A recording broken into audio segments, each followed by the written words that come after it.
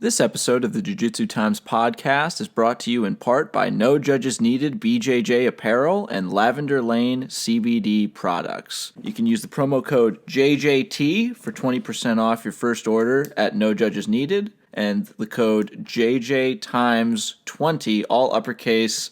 Last two items are numerical for 20% off your first order of CBD products. Thank you very much for sticking with us. Enjoy the show.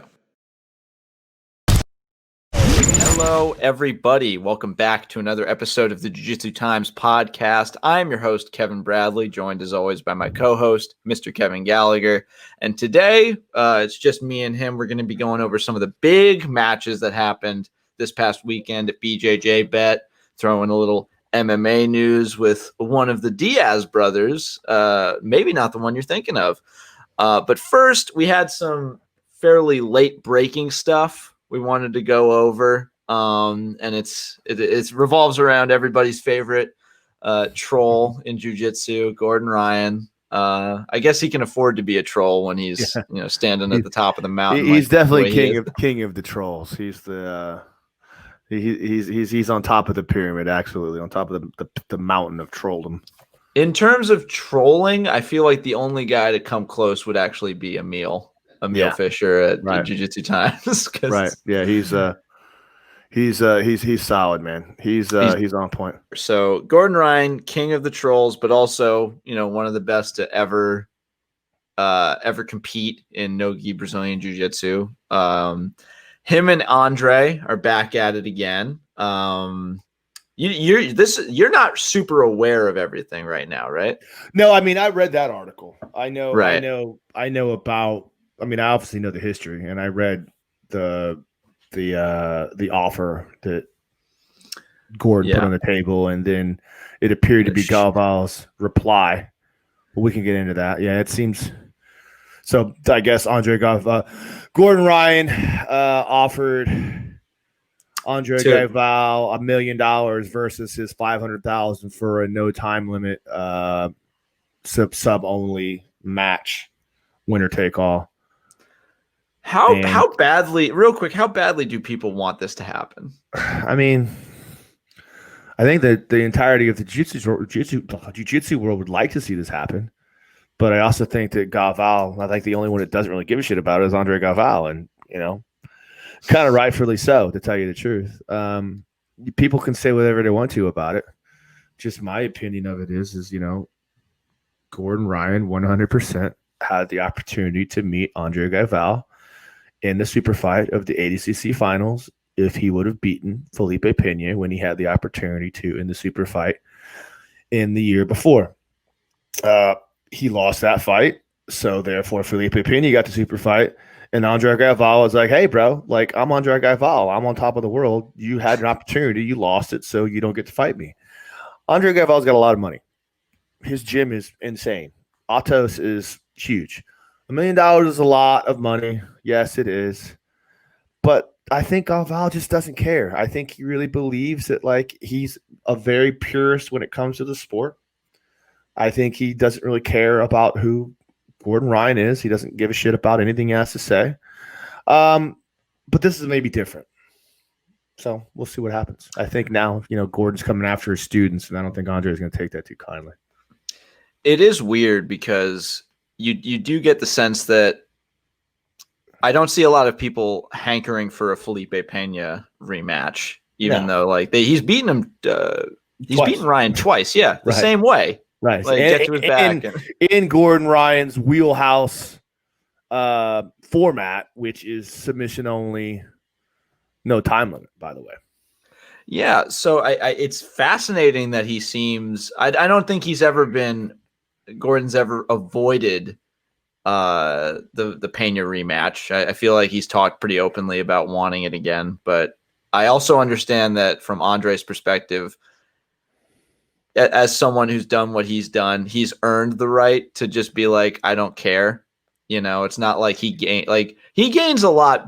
He gains a lot from beating Gordon, but I don't think he gains as much as Gordon would if he beats Andre. Right. Does that make sense? Yeah, 100%. In the 500,000 million, Andre is fucking 40 years old now. I think he's 38 years old. Still arguably close to the prime. I mean, freaking Cyborg's out there murdering Kanye Duarte and all the top guys in the world right now. We'll get to that later. He's 30. He's 37 years old. 37 years old. You know, he's been competing, but 37 years old in age. We're probably 65 years old in mileage. If you talk about all of the competitive years he's put in to grappling, it's such a high level, and all the things he's accomplished, it's such a high level. And now some guy who's, you know, the up and comer wants to come up and come after his throne. And, you know, Galvao's like, hey, bro, you had the chance. You fucked it up. You could have come after me. I'm done now. I'm retired. I did everything I need to do in the sport of grappling. I'm content with where I'm at. Well, I mean, he said he like they verbally agreed to it. You know, it's like he made a response comment saying, let's do it. So, you know, if this happens, it'd be cool. I'm not going to it's not like that. That would be awesome. I'm going to watch it. Yeah, I'm 100% going to watch it. You know, I mean, again, you know how I feel more about competitive jiu-jitsu. I just, things like this, I get the hoopla, I get the excitement, but it's also just kind of like, oh, really? Come on, Gordon again? Like, really? I mean, I get it. He wants to prove that he's the greatest and all these other things like that, but I would argue to say that you could still prove that you're the greatest without having to go up and after, you know, Andre Galvao when he's already old and broken down. I don't know. You know, knowing we can always argue who is greater, Muhammad Ali or Mike Tyson or Joe Louis, right? Even though they're never ever going to fight, we can always have an educated conversation. That's what makes athletics so great, and the fact that all three of those guys have admirable respect for one another. It's I don't know. It's distasteful as far as I'm concerned. Gordon Ryan being distasteful. Who would have? Who would have thought? You know, who the hell am I? That's what I always say. You know, in the world of in your face entertainment, you know, maybe you need things like this to shake things up. That's this, I guess. I mean, just purely in a vacuum, these two going at it, like it'd be incredible jiu-jitsu potentially. Like this would be two of the best to ever do it. Competing in a rule set that both are very dominant in. It's not like Andre's saying, put on the gi and we'll do it or anything. You know, he's not doing that. He's not going that route, as many people have with Gordon. He's like, I'll come at you where you live in no-gi submission. No-gi match, sub only, no time limit. So this could potentially, this could go on for hours too, which is great. Yeah, this could be a long time. You know, Gordon will do whatever he wants to do. I think Gordon would fight him in any format. I don't necessarily think that this format is Andre Galvao's bread and butter. I mean, I think the format actually plays to Gordon's, you know, strengths. I think in an ADCC match, ADCC rules 20-minute match, Andre is way more capable of defeating Gordon than in the submission only match. You know, if they were hypothetically, but this could go either way. Andre replied, sure, let's do this thing, but he's also done that before, almost just as like a laugh, like, sure, whatever, kid, absolutely, I'll be there, meet you around the corner, you know, you name the place, and he says those things in a placating kind of way. But you know, I think if they were going to have this match, which I will 100% watch because it's an amazing opportunity, greatness unfolding, and all that shit like that. But when you watch this match, if you think about it from the reality of it, I think that, you know, Gordon's going to be a motherfucker to submit. You know, Andre Galvao will probably pass his guard, get top positions, grind him out, all the other things like that. But I think eventually Galvao is going to get tired and Gordon will probably catch him, just my opinion. But, you know, Felipe Pena grinded Gordon out with that shoulder pressure, took his back and submitted him. So we'll see what happens. Yeah, and I mean, like, you know, the Henzo guys are not impossible to submit. We just Mason Fowler proved that at the last Submission Underground when he was able to tap Craig Jones in a very, very spectacular performance. We're looking to have him on the show sometime soon. But speaking of the one guy to defeat Gordon consistently, I think we should talk about some of the events of BJJ Bet, this big event, first time event that happened over the weekend, and some of the crazy things that happened. Mainly one, that they booked Erberth Santos for a match, which I'm surprised anyone's doing now. And 2, he tapped to mount. So you this was one of the matches you saw, right? You saw him. I didn't see the entirety of the match, but I've obviously the clip of him tapping off of the mount is all over the place. Dude, man, Erberth, I don't know what else to say.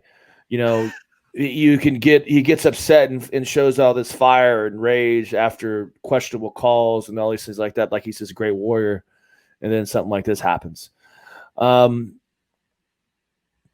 My opinion, and then we'll talk about the actual submission or lack thereof.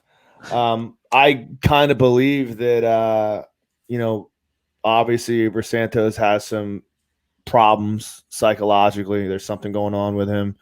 Who knows what it is, trauma induced, whatever the issue is, but the dude's got some issues that need to be worked out when things like this start happening. And like I've seen plenty of occasions in professional fights, a very popular one, I can't remember the guy's name, but George Foreman was a heavyweight fight that George Foreman was calling for ESPN. This guy who was a very big heavyweight prospect quit halfway through the fight. Sat on his bench, wasn't injured, nothing was wrong, but you could obviously have some kind of an emotional breakdown. And we're talking about a top prospect in the heavyweight division trying to climb his way up to be heavyweight champion in the world that just decided he wanted to quit fighting because of some emotional breakdown. So you can see like the same fire sometimes that drives people to be these competitive juggernauts also can flatten you out into the weak pile of whatever showed up. Pile of flesh and bone. Yeah, right, exactly. And tears. What I saw when I saw this finish was Erberth Santos just quit not because he was beaten, but because he was beating psychologically and just didn't want to concede to the tap. So instead of tapping, he just submitted because, Felipe got the mount. And then afterwards, it kind of looked like he was holding his rib or whatever the hell was going on. But dude, like, come on, bro. You're getting paid, man. You're getting paid big money. I'm sure they paid him a hefty sum to do this match. Probably high 5 figures to do this match. Maybe 6 figures. I don't know. I don't know what kind of the bankroll was, but I'm imagining it was close to 10 grand, 12 grand, whatever it was, just to show, and then whatever money they were giving to win. I've been talking to some friends of mine and like some of my coaches about it, and the ones that have followed Santos say like when he's on, he's great. He won worlds. He's a spectacular athlete. He's like hardcore as hell. He's done crazy like he's been allegedly doing crazy stuff in Brazil since like he was a teenager, and a lot of it's like mental issues. Yeah. Like that this guy's got some mental stuff he needs to work out. Right. And I'm not qualified to really speak on that. I don't know the guy. I've never met people that have trained with him, but from his performances and the outbursts that he has, it's obvious that he's not doing all right. He's not doing phenomenal right now. And Kev, man, like I was saying before, when you talk about this in the big picture, becoming a fighter in any regard isn't something that normal people do. It's not something that normal human beings and normal individuals, everyone thinks they want the spotlight and everyone wants the fame and fortune of being on top and being called the champ and all the cool things that come from it. But when they start to realize what it takes to actually get there, they usually fall off. And it takes a certain type of chemical imbalance or certain type of chemical disposition in your brain, psychological disposition to be a professional fighter. And unfortunately, some of the same things that make those professional fighters also make some of the less than nice characteristics of criminals and other people like that. Like, it's a very fine line between chaos and championship when you're going out there trying to put your life on the line. every day, day in and day out to try to make it to the top.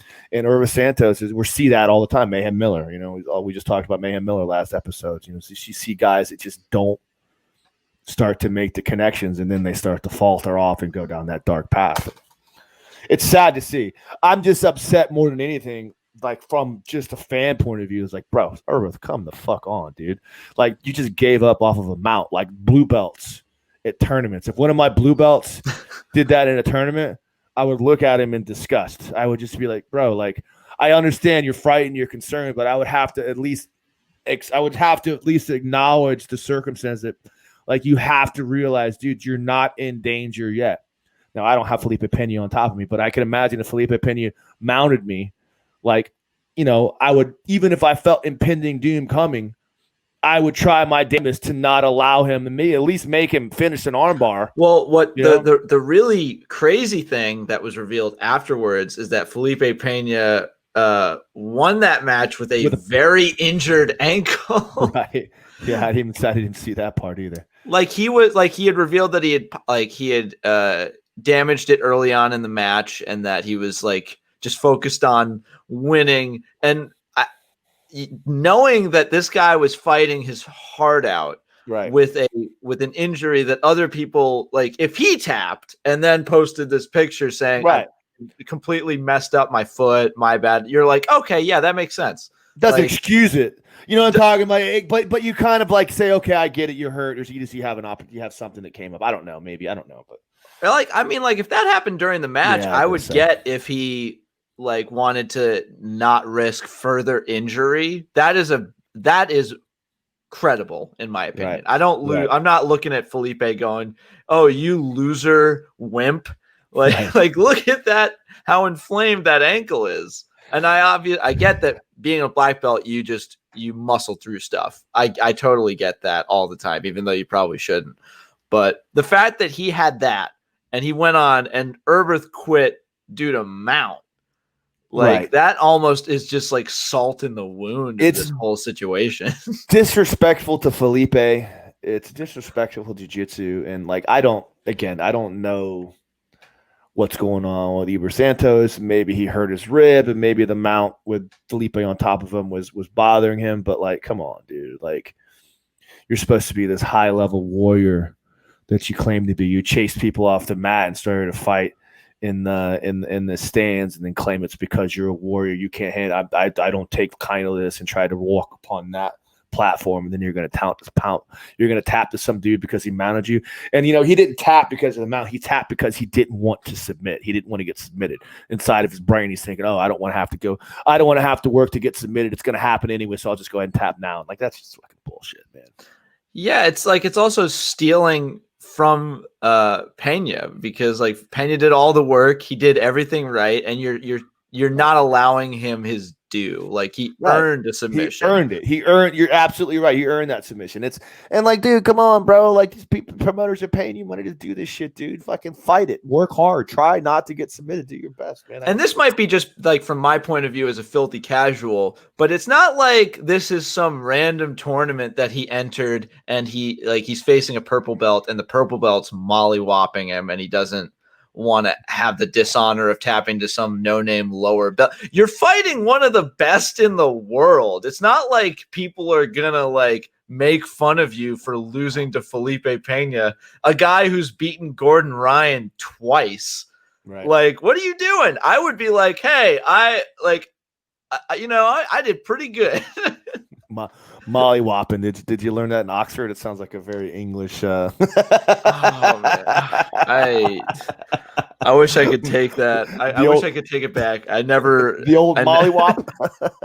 No, just no, but for real, I know that there's a lot of pride for black belts of that level, that they gotta win and win and win, and that if they lose, it's to someone that's the best of the best. Right. Why are you unable to mentally lose against a guy that's just that good? Obviously that's purely from a casual. And so I'm asking you as a high level competitor, where is your mind in that? When you're facing someone of that caliber? Well, I mean, I don't know, man. if you're on the mat and you're in the middle of a competition, like I don't care who the person is in front of me. Like you're on the mat, this matters. You're being paid to be there. In particular, it's live on television, or even if you're not being paid, like you should have. It's different than when you're training in the gym. Like if I'm training in the gym and I'm tired, and someone like a black belt like Felipe Pena mounts me, or even any other black belt mounts me, and I'm like, oh, dude, fuck, you don't have it in you. You've already reached that point of no return.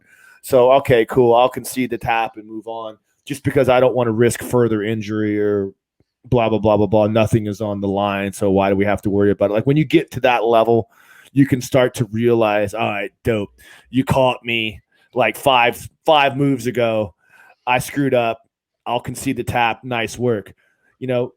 Now when you're on a competition mat though, and you get caught in similar situations like that, like, you screwed up. Now, you probably hit the point of no return, but you know what? Like I still have options here. I can still fight my ass off. I could still eat the submission for a few seconds or even allow for the submission to come up and try my best to explode through or use my energy or risk a marginal aspect of an injury just because, hey man, I've got pride.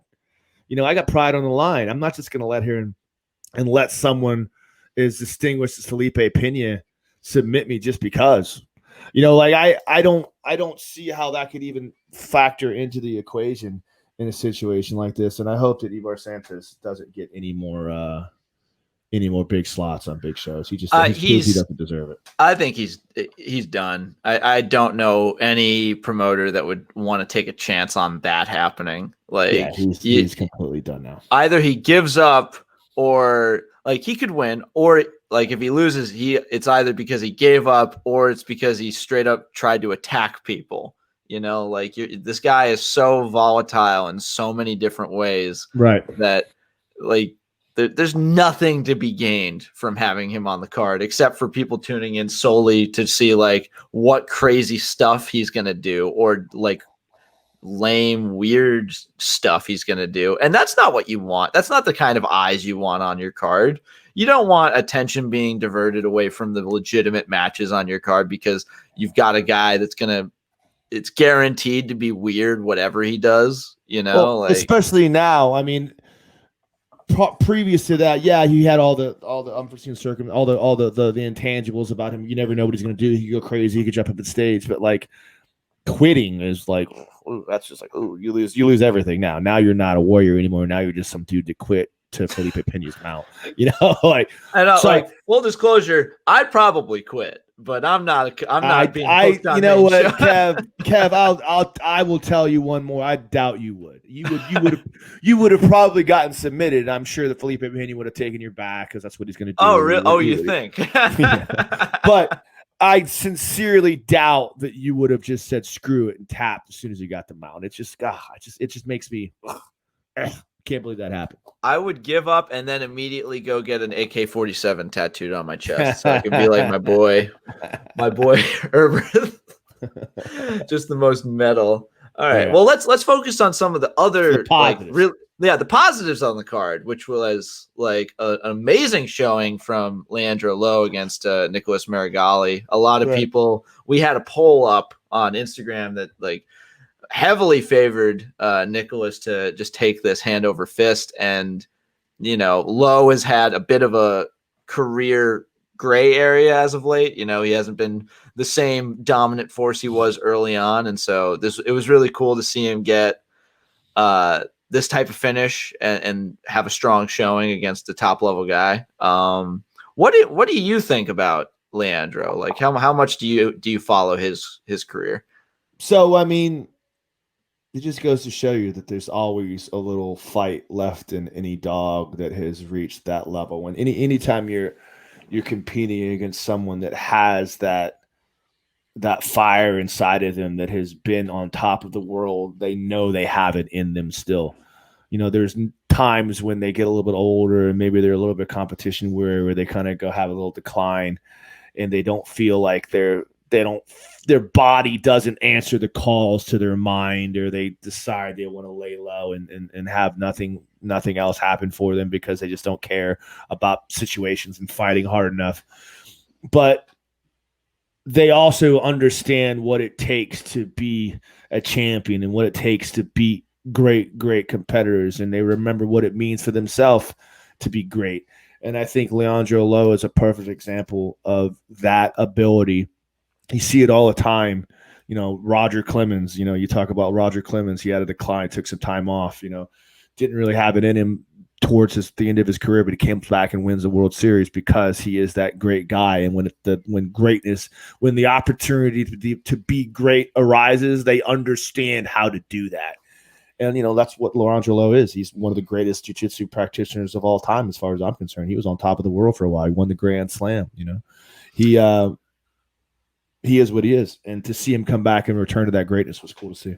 Now, obviously, I just don't want to completely gas up Leandro and forget about that Nicholas Meregali also had an incredible match. And this was one of those draws that no one's mad about, which is rare. You don't see, like, a lot of times people will go, oh, that's bullshit.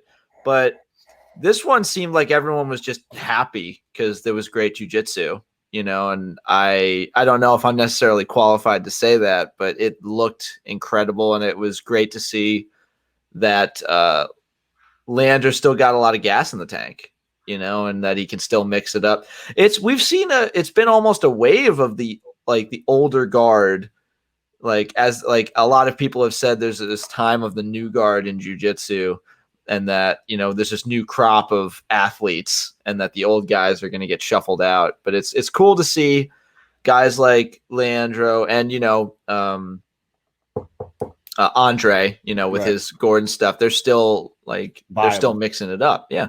Well, at the end of the day, Gordon Ryan, there's a reason why he wants to fight against Andre Galvao. And it's not just because he wants to make money. It's not just because he wants to have another match, because he can have another match with anybody. He wants Andre Galvao so that there's no question as to who the greatest of this era was. Now, you could argue that Gordon Ryan is really the era previous to Andre Galvao. He still kind of fits. He's kind of like a tweener between the up-and-comers and the old-school garb. I think that Galvao is maybe last era, before Gordon Ryan came on the scene. So you could kind of say, well, Gordon Ryan, Andre Galvao is the era before, and then Gordon Ryan is obviously the era now. But, Andre's still a viable competitor. Gordon Ryan wants to beat him so that he can put that feather in his cap and continue to say that I am the greatest grappler of all time because I beat XYZ, including Andre Galvao, the great and powerful.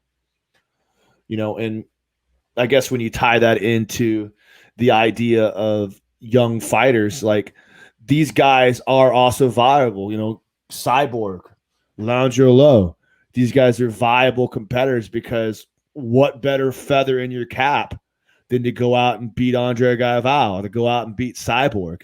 Young fighters want to go out there and beat the guys that they idolized, the guys that they look up to. It's up to the young fighter or the older fighters to say, hey, you know what? Not today, my man. And I will tell you, just from a personal feeling of someone that's a 43-year-old grappler that likes to compete against guys half my age for some stupid reason, I enjoy it. I have, even when I'm in the gym and I see these young bucks that want to come up and try to take a piece of Coach Kev, there's a certain part of me, and people that know me know this, that love it. I feel it in me. I want you to come. I want you to come at me. I want you to try to come take a piece so you can see what it's all about. And then one day when you're ready to take the reins, you'll understand what it means to be that guy. But today he ain't gonna be that day, my man. If I could do anything about it. The Spartan mentality of you come back on with your shield or on it, you go out. And I like the idea that, none of these guys are looking for the easy out, that they could ride away with their notoriety and just go out into the sunset, without ever having had those difficult late career matches, you retire when you've done everything and then you're done. I like the fact that these guys are willing to take chances against the new guys, because there is that idea of, you should go out on your shield. You should go out fostering the next generation, and sometimes you get stuff like this. And also we cannot talk about BJJ Bet, which as a whole was an incredibly well put on show. especially during COVID. I was really impressed with everything they did. What the hell is Cyborg doing? Like, he Right. is. This isn't supposed to happen. No, it's not. It's really not. So great, but I was impressed with him previously on the last Third Coast Grappling when he won the absolute. Thinking about, oh my God, he's out there beating the best guys in the world. Now he's doing it again. We had Ryan on. We had Ryan McGuire, president of Third Coast Grappling, on, and we talked about what we thought was going to happen. And we all of us were like, it's going to be. Maybe Nicky Rod surprises people. I think it's going to be like other people. I forget the whole card right off the top of my head. I think Roberto Jimenez was in there. We thought like it was going to be maybe them. But then Cyborg comes out of nowhere and wins it all. And we're just like, holy crap. It was funny. I remember when we were breaking down that bracket, and I remember thinking to myself, like, we were talking about all the up-and-comers, and then like almost as an aside, we're like, oh yeah, don't forget about Cyborg. And it was like in our minds, like, oh yeah, forget about maybe the greatest heavyweight grappler of all time, one of them anyway, Cyborg. Oh yeah, Cyborg's there too. Yeah, he was coming off of his win against Lovato Jr. And we were like, that was incredible. And that was like a great like late career match, great feather in his cap. And maybe now he's like gonna peter out a little bit. And I'm only saying all this just to exemplify how wrong I was and how happy I am to be wrong, because holy crap, this is great. He keeps winning. That's what I keep saying about things too. Like, I'll quit competing when I quit winning. I keep winning shit. Cyborg keeps winning, and thereupon he keeps getting paid. So every time he goes out there, promoters are like, hell yeah, Cyborg, come out, win my event, and I'm going to pay you big money to go do that. So, like, keep riding that train as long as it keeps working for you. But to see him finish Kanye Duarte, I mean, this is a pretty impressively high-level technique footlock exchange that you would not expect to come from Cyborg. You see Kanye sits back for the straight ankle lock. Yeah. He didn't do a very good job. His feet left his foot exposed. He should have the foot tucked inside, or he should be feeding it across and hiding the heel on the outside. So Kanye didn't do a great job of going into that. But Cyborg, had the wherewithal to recognize that, hey, the heel hook, the inside heel hook is available. You can actually watch it. If you watch the tape, he brings up the bottom leg and comes up and traps that hip so the hip can't roll out in the middle of breaking through. And an inside heel hook, you got to tap to that. Very reminiscent of the same way that Lachlan Giles submitted him in the ADCC absolute. I think there were actually a lot of comparisons drawn to like how Cyborg, like Kanan and Cyborg, are different in how they lock down their heel hooks. Right. And I saw a lot of people immediately try and take a little bit away from Cyborg by saying like Kanan was like, Kanan's used to the gi, he's used to this and that. And I'm like, yeah, no, you don't get to do that right now. You don't get to do that right now. Because also it's especially cool because, Nicky Rod made his whole black belt slayer name off of his performances against Muhammad Ali and then Cyborg. Like, it was a huge upset when he beat Cyborg at ADCC. I think it was ADCC, right? ADCC, right? Yeah. And it was a lot of people were saying, oh, this is a sign that like the new guard is here. Like, that was the first guy to fall. And then Nicky Rod had his match against Kanan, and Kanan like mopped the floor with him. You like very much used his jiu-jitsu against Nicky Rod's wrestling. It was a very dominant performance. To see Cyborg submit the guy that beat the guy that made his whole shtick about how he's eating black belts for breakfast. And we love you, Nicky Rod. This is not a dig. We're not trying to say anything like that. It is just you cannot avoid talking about how impressive his run has been lately.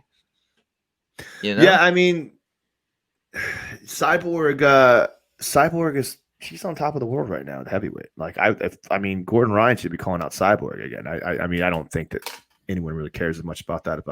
He just slapped combat jiu-jitsu. I remember I was actually at that event when it happened. Oh yeah. This kind of also leads back into the Galvao talk, because Gordon Ryan and Kanye Duarte they've had a very heated debate over tons of different things and tons of different exchanges. Like, they had a good match. I think it was the best match that Gordon had at the ADCC, last ADCC, when he went against Duarte. It was a very good match. I think he ended up getting the hooks in at the end, or some kind of a takedown or something at the end of winning that. But it was a good test. And I personally thought that Duarte may be the guy to end up eventually beating Gordon down the road.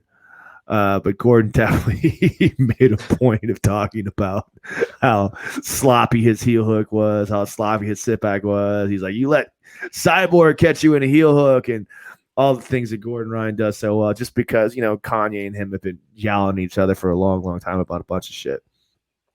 So I guess you reap what you sow. And no matter what happens, Gordon Ryan's going to talk shit about you. So, yeah, and then in response, a lot of people will be yelling at him to put a gi on, and it's just the wheel goes on and on and on.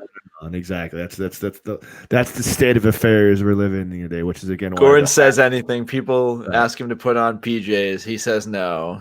Rinse, repeat. Now I'm going to MMA. Yes. It's just. But anyway, BJJ Bet, phenomenal first show. Yeah, can't wait. What was the rule format for this? Because I didn't see all the matches yet. I saw some of the covers. Do you know anything about how it was set up? Because I saw draws. And it was sort of like a lot of it was like the high. From what I remember, it was like hybrid. I had to go back and watch a lot of highlights because I was working during the event. But I know that there was like a 5-minute golden point overtime system. And that's how the draw happened between Leandro. full points in regulation, IBJJF rules or something like that. I think it was sub only, and then the overtime was points. Okay, so sub only, and then the golden rule with 5 minutes, golden score of 5 minutes, and then goes into a draw. Yeah, I will link. In case we're wrong, I'll have it on the screen, or link, probably a link down below to the official rule set, and you can also read the entire breakdown of the event and all of the results here on Jiu-Jitsu Times, written up by the incredibly awesome Avery Clements. We love you, boss. You're awesome. Probably should have read that before before we talked about it. That's all right. Well, we had some cancellations, so this was very much a lately put together episode. But we are not going to stop because you guys need this content. Professionals. Speaking of MMA, let's end on something I'm very worried about. And that is Nick Diaz reportedly planning an MMA return for next year. And we've talked about him on the show before, and specifically in the last interview he gave to Ariel Helwani after his brother's loss to Jorge Masvidal for the BMF title belt. We spoke about how he didn't sound the way he used to sound. He might be dealing with some symptoms of CTE. We're not trying to diagnose, obviously, but he did a practice cut. That was the way this story broke, was that he had done a practice cut to see how he felt during competition mode, and it seemed to go well. So reports are that he's looking for a fight. He has not won a fight since 2011. So what do you think about this? Well, I mean, he hasn't won a fight since 2011, but he also hasn't been out of a fight. It's not like he's been completely outclassed. I mean, he fought some of the greatest guys. I mean, he fought, on that streak is GSP, Anderson Silva. We're talking about some impressive names that he's fought over that course. And then he had all the drug suspensions and all the he's been out of the sport for probably 4 or 5 years simply because of the marijuana suspensions. Yeah, so his last fight was in 2015. And his last win was in 2011. Yeah, right. That's what I wanted to make sure I was clear on that. It's not like he has been continually taking massive amount of abuse in fights since then. Not like someone like BJ Penn that you see come back and you're just like, oh, BJ, give it a rest. We don't need to see this anymore. I don't want to remember you as the guy who got the shit beat out of him in his final days, I don't know, man. If he's gonna come out and get a big payday for it, and there's a lot of money in it for him, I guess why not? And if he wins, he wins. It's the same thing we talked about. We talked about Cyborg. We talked about all these other guys. Everyone wants to see their hero come back and be a dominant force. Everyone wants to see the triumphant return of Nick Diaz come back into the cage and be the force to reckon with that everyone always thought he was. You know, he never really won the title. Everyone always thought he was the greatest. He was the best. He's got all his boys out there that still think that Nick Diaz is the greatest thing that ever happened to MMA since MMA started. But you know, the sad part is it's just like we talked about, the idea of CTE, the idea of taking damage to the brain that accumulates over the course of time, and that damage accumulates in sparring outside of the gym even worse than it does in fights in the gym, because you have to train to get there. And you know, is it worth it? Is it worth all of these things? Is it worth the money? Is it worth the fame? Is it worth the ability to say you were the greatest and topple that goal? You know, Nick would argue that it is. But you're looking at guys like Mayhem Miller. You look at guys like, you know, Muhammad Ali that famously fought longer than he should have, ended up, you know, crippled with Parkinson's disease. It's sad. It's sad when we come to this crossroads. But give the guy a fight. Give him one fight. See how it works, I guess. You know, if he goes out there and he's still able to maintain at a high level and he still has some kind of coherent cognitive abilities left after his fight and he doesn't take tremendous amounts of damage during the fight, then let him fight. But we're talking about Nick Diaz. His whole shtick is built on, I take more damage. I'll take 3 punches from you so I can land my 3. And I don't care if you hit me at all. He just eats punches for breakfast, which isn't the smartest way to fight. It is. It's probably messed up for me to say this, but I would watch Diaz.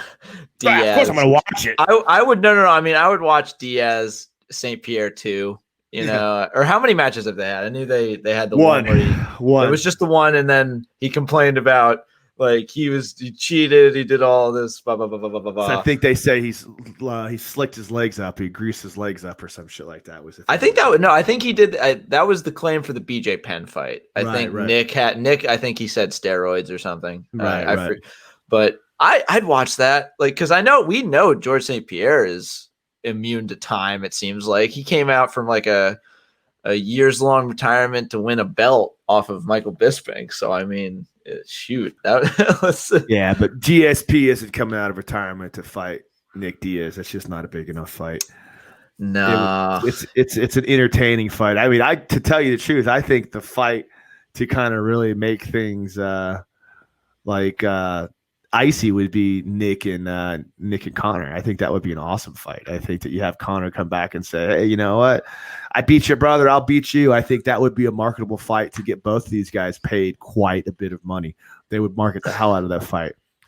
And it's not a fight that Nick can't win. You know, I don't think he has. I think he's got a shot at beating Conor. I think he could take Conor down. Yeah, big bro. Submit him. Big bro gets his vengeance. Oh man, that'd be good. But yeah, that's essentially like the news as it stands for right now. We've got some really cool events coming down the pipeline, but yeah, Jiu-Jitsu had a good weekend, you know, and there's a lot of shit going on. Yeah, it had a good weekend except for fucking Erberth. Like, other than that, I just can't. I don't want to beat a dead horse, man. I just can't. It's just something inside. What in the fuck, really? Like, the only thing I can honestly say is just what I said. I feel like that young man needs someone to help him. That young man needs someone to recognize that he is in problems. He is having problems. He is in trouble and needs to be shown the way, because he that's not something that rational minded people do, and it seems to me like a red flag for, oh shit, someone needs to keep an eye on Erberth. He could do some bad things in the near future. Well, I mean, his nickname used to be Lone Wolf, or I think it might still be, but it was because like he went to 5 different gyms when he was first starting out, and he got thrown out of all of them. You know, imagine that.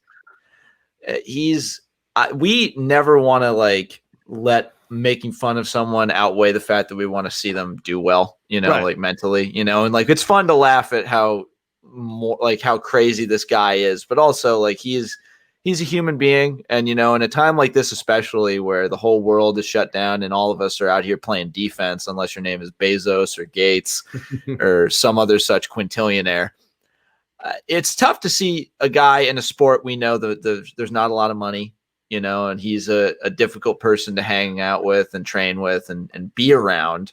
You want someone like that to find a center, to find like that true north that helps them be a better person, and to be a better part of a community. So, Mr. Santos, well, you did a crazy thing, but also we hope you get help, and to just like you said, we talk about it, and we talk about it in a chastising way, simply because, that behavior is not acceptable. No matter what the cause of it, it's unacceptable to jump into the stands and fight people. It's unacceptable to quit, against, quit on your stool, essentially, is kind of what you put it out as, is just because you don't feel like continuing anymore. But as the human in me, someone that recognizes the signs of someone that has some kind of mental ailment that is typical to what fighters deal with. And I'm not saying it's CTE, but like I said before, like the same thing that makes you great is personality issue, like some stuff.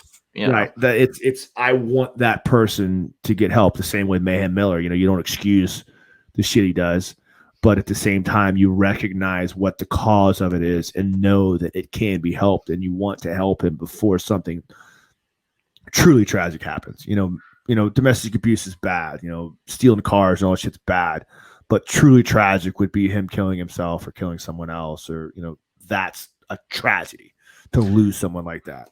Yeah, and again, I think you were really good with saying that we're not trying to excuse the stuff he's doing, and we're not trying to excuse any of the stuff that any person does that's like not okay. It's on you to get help. You need to get the help. You need to make the first step and go do what you got to do.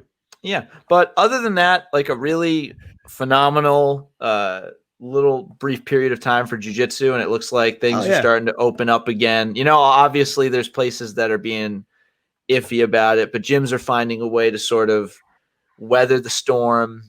But I think that's a good place to call it. Yeah, so sure. Thank you very much for joining us for another episode of the Jiu-Jitsu Times podcast.